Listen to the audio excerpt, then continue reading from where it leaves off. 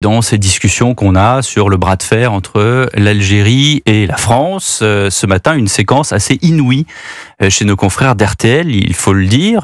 Thomas Soto et Amandine Bégaud recevaient la maire LR de Taverny, Florence Portelli, et tout d'un coup, Jean-Michel Apathy, chroniqueur, fait une sortie et compare la France à l'Algérie et dit que la France, en Algérie, a fait des centaines d'oradours sur glane. On écoute l'extrait. Ce que nous avons fait, nous, en Algérie, vous savez, chaque année en France, on commémore ce qui s'est passé au Oradour-sur-Glane. C'est-à-dire le massacre. Vous comparez ça ? Le massacre de tout un village. Mais on en a fait des centaines, nous, en Algérie. Est-ce qu'on en a conscience ? Donc, il faut dissocier les dossiers. Terrorisme en Algérie. Mais si nous avons une difficulté à avoir des relations Jean-Michel, saines. on n'a pas fait Oradour-sur-Glane en Algérie. On a mis des gens, on a mis des femmes et des enfants dans une église, on a mis le feu. de la conquête Vous vous en rendez compte Algérie. ce que vous dites ? Vous connaissez les détails de la conquête en Algérie? On s'est comporté comme des nazis. Combien de villages ont été massacrés? Mais des femmes? Jean-Michel, on s'est comporté comme des nazis en Algérie. Mais les nazis n'existaient pas. On ne s'est pas comporté comme des nazis. Les nazis se sont comportés comme nous l'avons fait en Algérie. Combien de femmes? Combien de femmes, d'enfants? Les nazis se sont comportés comme les Français en Algérie, Gilles William. Ça veut dire que les nazis, c'est le modèle français. C'est ce que monsieur... Non mais, je veux dire, c'est de la fabrique... C'est de la folie. Non, mais au-delà de l'ignorance et de la sottise, c'est de la fabrique de la haine.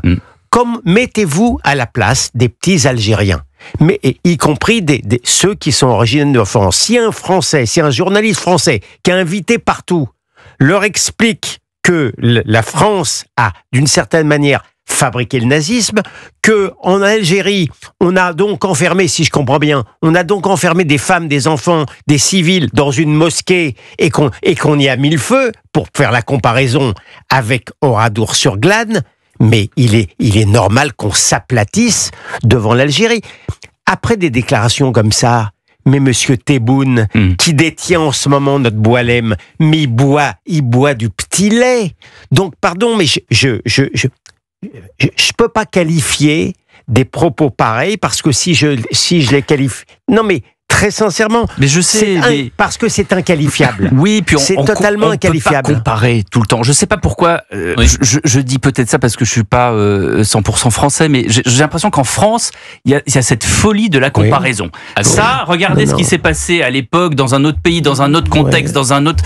On est dans une période de colonisation d'un pays en 1830. Il a entendu parler du FLN. On n'est pas du tout dans une machine génocidaire avec la solution finale en 1940. Ça n'a rien à voir. Non, mais les résistants français, c'était pas le FLN. Hein. Bah voilà. Hein, c'était pas la même chose. Je sais pas pourquoi on compare tout. Voilà. Donc, mais c'est au-delà de la comparaison. Il y a une volonté pour, je sais pas, pour se donner je sais pas quelle est la motivation. Est-ce que c'est la sottise? Est-ce que c'est le goût du paraître, de faire parler de soi?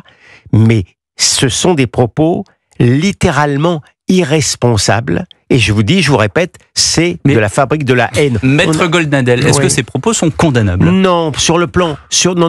Pourquoi? D'ailleurs, expliquons-nous pourquoi. Non, mais sur le plan juridique, les ingrédients nécessaires pour autant qu'on en ait l'idée ne seraient pas réunis. Le fait de dire que les Français ont servi de modèle aux nazis, c'est pas condamnable, ça? Écoutez, alors d'abord, le praticien qui vous parle vous dit que malheureusement, les tribunaux français sont beaucoup plus sensibles à censurer et à punir des discours qualifiés d'extrême droite plutôt que des discours qui sont anti-français. Hein. Mais je vous parle pas des juges, je vous parle du texte. Non, mais au niveau du texte, pardon de vous le dire, même si cette comparaison est obscène, parce qu'on est dans la pornographie, on est dans la pornographie politique, hein, mais même si je pense que les ingrédients ne seraient pas réunis. Jules Torres. Non, moi je trouve ça pitoyable.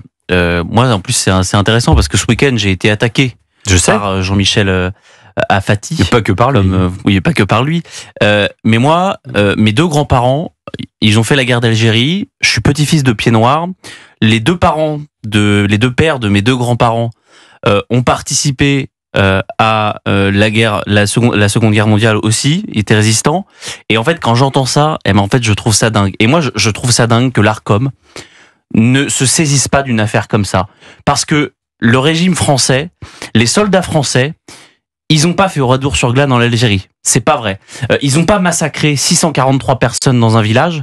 Ce n'est pas vrai. Donc, je sais pas, moi, si c'est juridiquement fondable, si on peut aller devant les tribunaux, mais ce genre de propos, il faut pas les laisser passer. Et je vais vous dire, moi, une polémique comme ça, si c'était n'importe qui d'autre que Jean-Michel Apathy, on en parlerait sur toutes les chaînes. Le problème, c'est qu'il attaque la France. Et aujourd'hui, la seule attaque qu'on peut faire sur tous les plateaux, c'est quand on s'attaque à la France, quand on est un ennemi de l'intérieur. Si Monsieur Apathy avait dit que le régime espagnol avait fait la même chose, avait fait des Oradour-sur-Glane au Maroc, mais il en aurait pris pendant des semaines. Non, on peut accuser de génocide un autre pays que la France. Je vous assure, oui, Israël, Monsieur Torres. Voilà. Bah oui, mais c'est la même veine.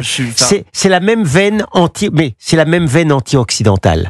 Je veux dire, ceux qui poussent dans l'inconscient tourmenté et dans l'ignorance de Monsieur Apathy, ce qu'il pousse à salir la France de cette manière, c'est de faire le beau dans le cadre d'un anti-occidentalisme devenu fou. Moi, j'avais expliqué dans mes livres que c'est l'antinazisme devenu fou. CRSSS, c'est le premier acte en France 1968. de l'antinazisme devenu fou. Et ensuite, on a fait des petits. C'est comme ça qu'on a fabriqué la haine de la France. Ne vous y trompez pas. Les immigrés ne sont pas responsables de ça. Les premiers responsables de ça, ce sont des Français. Et les rapports entre la France et l'Algérie, je vois que le ministre Jean-Noël Barrot est chez nos confrères de BFM TV. Est-ce qu'il est en train de faire un rétropédalage par rapport à ce qu'il nous disait au grand rendez-vous Europe 1 CNews Les Échos dimanche dernier? Pas sûr. En tout cas, écoutez Xavier Driancourt, qui a été ambassadeur de France en Algérie. Il était l'invité ce matin de Dimitri Pavlenko sur Europe 1. On a peur de l'Algérie. On fait de l'autocensure en permanence vis-à-vis de l'Algérie.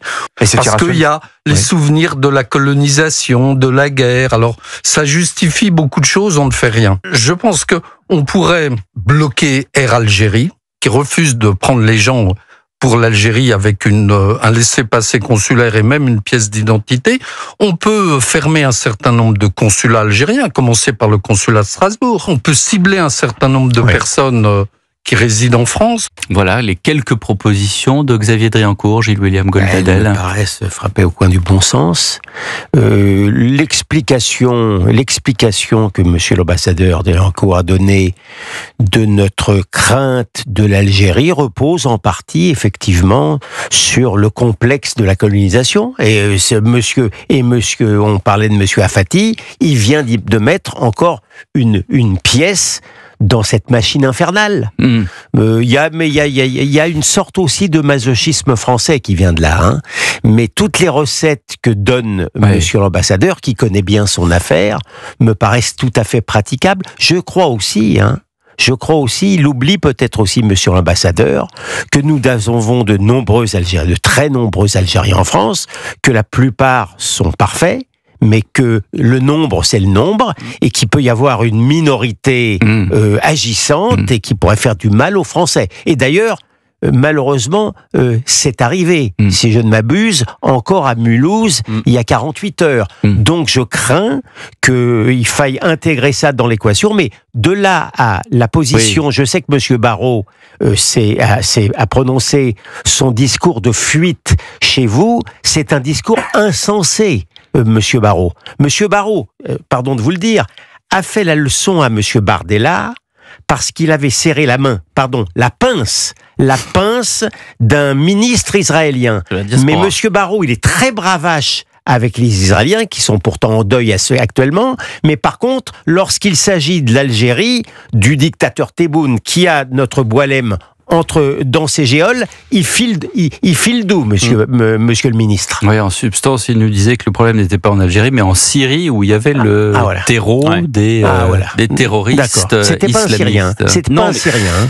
Et vous savez, le drame de Mulhouse, c'est que c'est un, comment dirais-je, un homme issu de la diversité culturelle européenne qui est mort, puisque Lino, 69 ans, était portugais, assimilé. Bien sûr. On parlait tout à l'heure avec le ministre d'intégration versus assimilation. Ce monsieur était là et il s'est interposé. Mais s'il ne s'était pas interposé, il serait peut-être pas mort. Mais il a voulu défendre les policiers qui étaient attaqués parce qu'il tenait à son pays, il tenait à la France, et il est portugais, comme moi je suis franco-polonais, mais on tient tous à ce pays, la France. Pourquoi est-ce que mes parents ont choisi de venir ici en France? Parce qu'il y a des liens familiaux depuis plusieurs siècles déjà, peut-être, mais c'est surtout parce que la France était belle, elle était magnifique, elle représentait un idéal.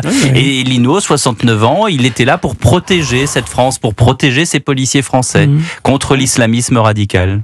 Et Golnadel, Villeneuve, Torres, c'est pas ce qu'il y a de plus français, mais la question aujourd'hui, elle doit se poser, et Jean-Noël Barrot malheureusement n'est pas au niveau, en tout cas je l'ai écouté dimanche matin, il n'était pas du tout au niveau. Sur ce que disait Driancourt, l'ambassadeur, il dit, voilà, regardez quelques exemples de ce qu'on pourrait faire. Jules Torres, vous qui, journaliste politique au JT, les fameuses réformes structurelles. Lesquelles? Que depuis 30, 40, 50 ans, on veut faire, il faut faire une réforme structurelle. Là, ce sont même pas des réformes structurelles, ce sont des aménagements. Et à chaque fois, il y a cette sorte de Rubicon qui est là en disant, mais vous comprenez, c'est difficile vis-à-vis de la diplomatie. Alors on fait des ronds et des carrés, et des triangles. On fait, comme le disait Churchill, on dessine un dromadaire. Qu'est-ce qu'un dromadaire? Un cheval dessiné par une commission. Et on se dit, mais voyez, on peut pas avancer plus loin parce que sinon ça va fâcher nos amis étrangers. Je pense que la question algérienne se réglera que par la volonté politique. Il n'y a pas besoin de réformes structurelles pour imposer qu'on ait plus de laissez-passer consulaires, pour qu'ils nous rendent Boualem Sansal. C'est pas la loi française qui va changer cela, mais pour changer cela, il faut une volonté politique. Et on a bien vu lors des précédents remaniements qu'une administration, elle fonctionne quand il y a un ministre fort. Et je n'ai pas l'impression que les diplomates de la paix, les diplomates, on sait très bien, ils ne sont pas dans le rapport de force. Eh bien, je ne suis pas sûr qu'ils soient justement dans ce rapport de force-là avec Jean-Noël Barrot, qui nous a prouvé depuis maintenant des semaines qu'il avait par exemple des doutes, ça c'était il y a encore un mois, il avait des doutes sur les intentions du régime algérien, que la question c'était pas le rapport de force, mais c'était la diplomatie encore ce week-end. Je pense qu'il ne s'attendait pas à la réaction de François Bayrou, qui a décidé d'hausser le ton, de durcir, et qui a choisi le camp visiblement de Bruno Retailleau. Pourquoi? Parce que bien Bruno Retailleau, la question de la démission, elle est dans sa tête depuis le début, depuis qu'il est à Beauvau, depuis qu'il a été nommé par François Bayrou. Et Bruno Retailleau qui se dit peu épaulé. Il se dit peu épaulé. Il y a aussi la responsabilité d'Emmanuel Macron, qui depuis 2017 a beaucoup donné à l'Algérie. Il a peu reçu en échange. En 2022, on donnait 209 000 visas à l'Algérie, on recevait 470 laissez-passer consulaires. Comment c'est possible d'avoir laissé prospérer ce climat-là? Il nous reste quelques secondes. Je voudrais qu'on écoute justement Jean-Noël Barrot sur les chiffres qu'il donnait dimanche. Entre 2020 et 2021, nous avons effectivement fait monter le rapport de force, nous avons activé le levier des visas. On a dit, on réduit les visas jusqu'à ce que les reconduites à la frontière augmentent. À cette époque, nous avons eu chaque année, 2020-2021, 800 reconduites à la frontière. Et puis en 2022, nous avons pris une autre approche, nous avons signé un accord très exigeant avec l'Algérie, mais un accord de coopération, et là nous avons fait tripler le nombre de reconduites à la frontière d'étrangers en situation irrégulière. Ils arrivent toujours à nous embrouiller avec des chiffres, c'est très simple. Mais c'était du temps où Monsieur Darmanin était ministre de l'Intérieur. Absolument, donc il y a eu quand même d'ailleurs, il l'assume plutôt lui-même. La réduction de 30% des visas en 2021 n'avait pas fonctionné, mais parce qu'il n'y avait que ça, et que c'était une mesure de communication, une mesure cosmétique, sauf qu'il doit y avoir une batterie non pas de réformes, mais en tout cas de sanctions qui doivent être levées contre l'Algérie. Xavier Driancourt en a cité quelques-unes. Il y a la question du gel des avoirs. On l'a fait avec les Russes. Pardonnez-moi, mais un pays qui détient un écrivain français, possiblement on pourrait geler les avoirs de leur hiérarque. On vous explique que comme le Ramadan commence vendredi, on va avoir des visas spéciaux pour les imams. En réalité, les Français, Jean-Noël Barrot, Emmanuel Macron, de quoi ils ont peur? Ils ont peur du backlash. Ils ont peur du retour de bâton. On a aujourd'hui entre 2 2 et 3 millions d'immigrés algériens. Et évidemment, s'il voyait dans la presse, eh bien dans la presse notamment algérienne, puisque c'est des gens qui consultent encore la presse algérienne, eh bien il voit la tête de Monsieur Retailleau. Monsieur Retailleau, qui est l'ennemi public numéro 1 en Algérie, toute la presse algérienne a décidé de se payer Bruno Retailleau. Eh bien en France, on a vu ce qui s'était passé lors des émeutes, on voit les chiffres de la criminalité, on voit qu'on a une intégration, justement pour reprendre les mots du début de l'interview, qui ne s'est pas faite, que l'assimilation, j'en parle même pas, elle est très loin de tout ça, et donc ça pourrait créer en France, eh bien les conditions, non pas forcément d'émeute, mais d'un sentiment de revanche contre notre propre ministre de l'Intérieur par des personnes qui sont pourtant là depuis des années. Donc c'est la crainte, Gilles-William Goldnadel, vous le voyez de cette façon-là aussi? Est-ce que Emmanuel Macron, c'est la peur des émeutes? On a donc ça vraiment dans le... Mais attendez, je me permets de vous rappeler, sans vouloir toujours ramener les choses aux problèmes qui m'obsèdent un peu, Monsieur Macron a refusé de marcher contre l'antisémitisme. D'après vous, pourquoi? La peur des émeutes dans il l'a dit qu'il n'a pas marché contre l'antisémitisme parce qu'il ne voulait pas jeter l'opprobre sur la communauté musulmane. Et en même temps que ça,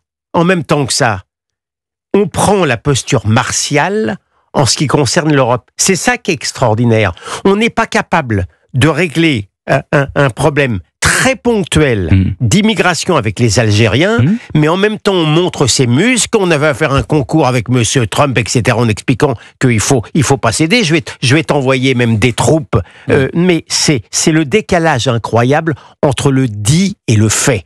À part Matamor, j'ai du mal à comparer ces gens-là à quelqu'un d'autre. Mais c'est un puzzle infernal, puisqu'on a donc le portrait que vous venez de faire, qui est très juste, d'Emmanuel Macron. Il y a Monsieur Retailleau qui, tant bien que mal, essaye de faire les choses. Vous avez Monsieur Barrot qui lui dit exactement le contraire, suivi par d'autres ministres, et on en a eu encore l'exemple ce soir. Et puis, on a un Premier ministre qui ne fait rien. Le en même temps ne fonctionne pas. Qui dit effectivement, je suis. Alors là, tout le monde a dit Bayrou est d'accord avec Retailleau. Est-ce que c'est parce qu'il a fait cette déclaration? Est-ce que c'est parce qu'il a fait cette déclaration au salon de l'agriculture qu'il est forcément d'accord avec ce que dit Bruno Retailleau? Je sais pas moi.